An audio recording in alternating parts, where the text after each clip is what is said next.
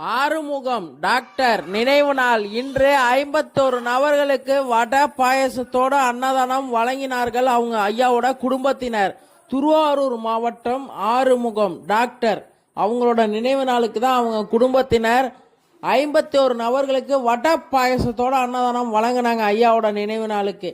இத்தனை பேர் பசியை போக்கின ஐயாவோட குடும்பம், அவங்க பிள்ளைங்க, அவங்களோட தலைமுறையே நல்லா இருக்கணும்னு மனதார வாழ்த்துவோம் மக்களே.